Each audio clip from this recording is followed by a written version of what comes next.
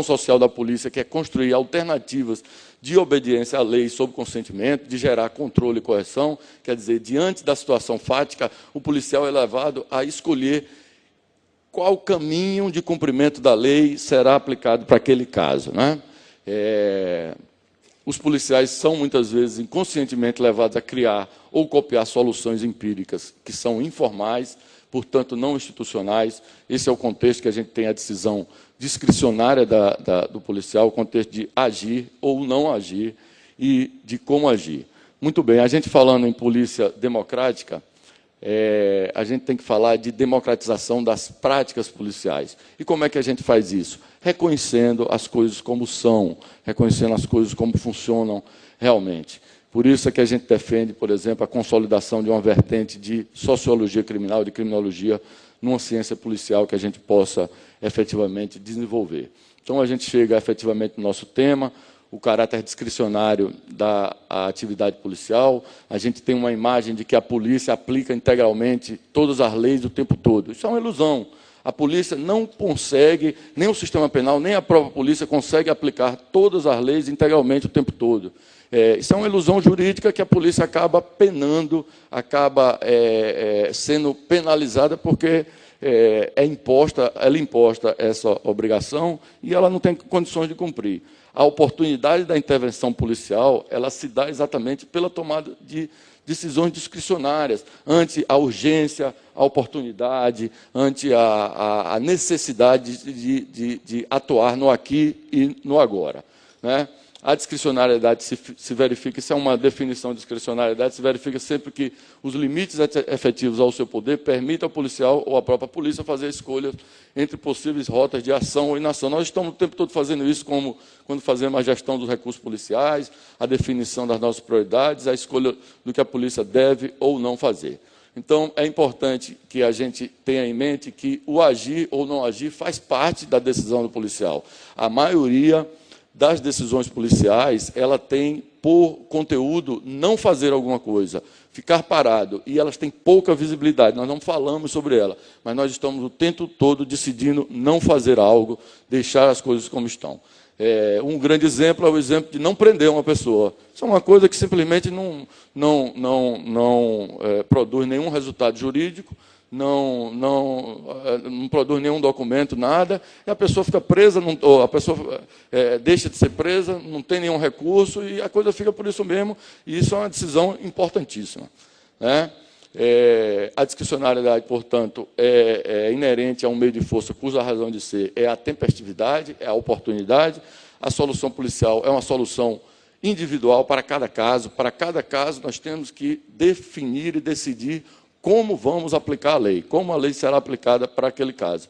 Por isso, não tem como tolerar nem emenda, nem rasura, algum problema, mais uma vez, nem emenda, nem rasura, nem recurso e nem qualquer coisa desse tipo. A gente chega, então,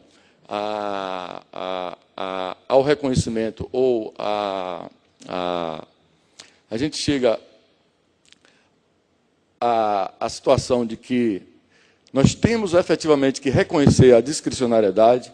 Nós temos aí um dos temas do nosso artigo é realmente a questão da aplicação seletiva da lei. Dentro das decisões discricionárias que a polícia faz e que a autoridade policial faz, talvez a mais importante delas seja que leis efetivamente aplicar e como o fazer. A aplicação seletiva da lei é, portanto, diferentemente, e aí eu queria pedir, nós temos aqui na nossa mesa o nosso colega Gustavo Schneider, que é um defensor de que a gente conquiste a aplicação seletiva da lei. Eu peço vênia para olhar a coisa de uma maneira, e eu entendo que nós já fazemos isso diariamente. Nós aplicamos seletivamente a lei, não só nós, como o sistema penal todo. O que a gente tem que fazer é reconhecer isso e trazer isso para o âmbito da formalidade, tirar isso da clandestinidade, tirar isso do subterrâneo e trazer isso à luz, né? Por mais que a gente seja levado a acreditar, por mais que em todos os países, em quase todos os ordenamentos jurídicos existam estatutos de plena aplicação da lei, estatutos que diz que que a polícia tem que aplicar todas as leis o tempo todo, a gente sabe que isso é uma meta impossível de ser alcançada, né? O que a gente tem que fazer é reconhecer que as leis têm que ser aplicadas seletivamente e trazer isso para um campo de objetividade. No Brasil, por exemplo, qualquer iniciativa nesse sentido pode ser vista como prevaricação.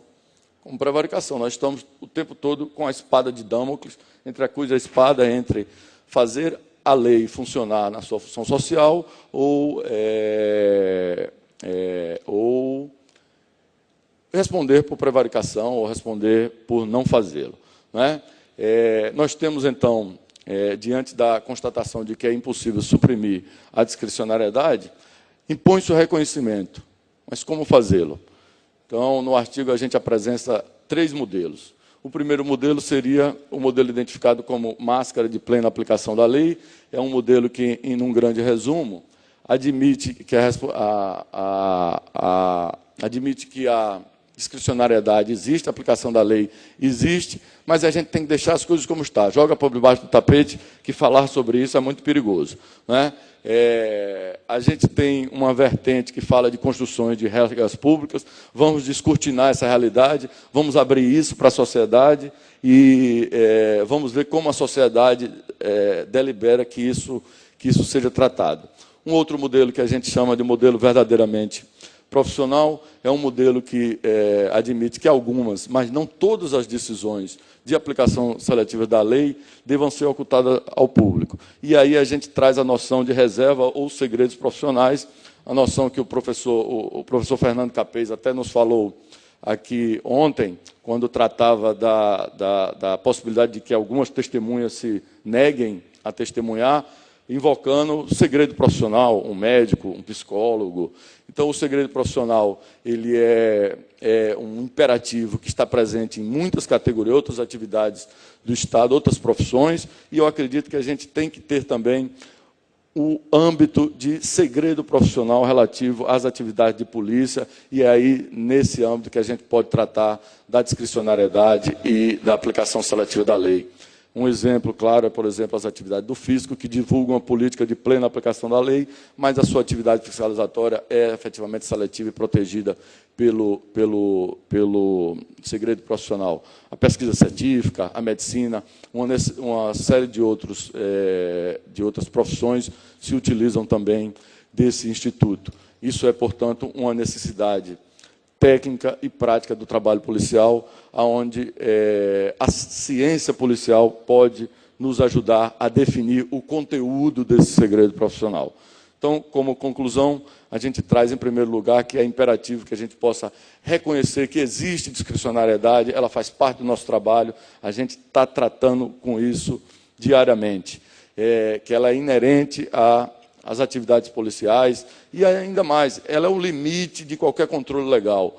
Não a partir do momento em que a gente não reconhece que existe discricionariedade, que existe autonomia da autoridade policial, a gente vende uma ilusão de que se controla tudo com normas e supervisão, mas, na verdade, se controla nada ou muito pouco, porque o policial, a autoridade policial, no momento adequado, no momento oportuno, vai fazer o que ele entende como adequado, né?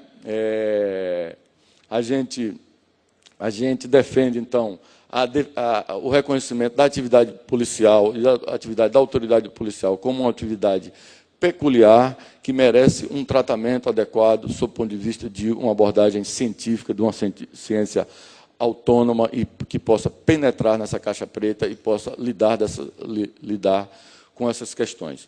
Então, a ciência policial é que deveria assumir essa tarefa de reconhecer, sistematizar e controlar práticas estabelecidas, que já existem, faz parte da prática policial de seletividade. Isso é considerado hoje o estado da arte em termos de polícia e de democracia, não é? Então, isso pode levar também a uma ressignificação da figura do delegado de polícia, que está posicionado bem no meio de toda esta tensão entre norma e realidade. Isso nos leva, por exemplo, a reconhecer ao delegado de polícia algumas atividades, reconhecer formalmente algumas atividades que ele já exerce cotidianamente na sua vida real. Talvez não conosco, que somos uma polícia da União, Polícia Judiciária da União, mas, por exemplo, a autoridade policial estadual da Polícia Civil, ela está submetida, os conflitos chegam até ele, e o delegado, muitas vezes, ele tem que lidar como conciliador, como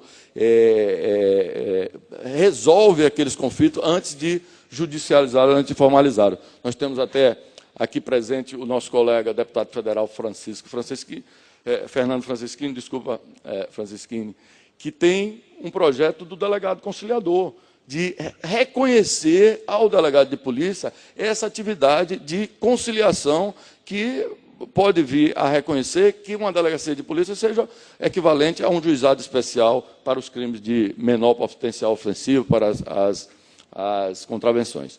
Então, essa é uma contribuição que a gente traz, obviamente, no artigo, isso é colocado de uma forma mais extensa. A gente espera que esse artigo esteja logo disponível através da DPF e que possa estar disponível para que os colegas possam se aprofundar nesse tema. Eu agradeço a oportunidade e muito obrigado a vocês.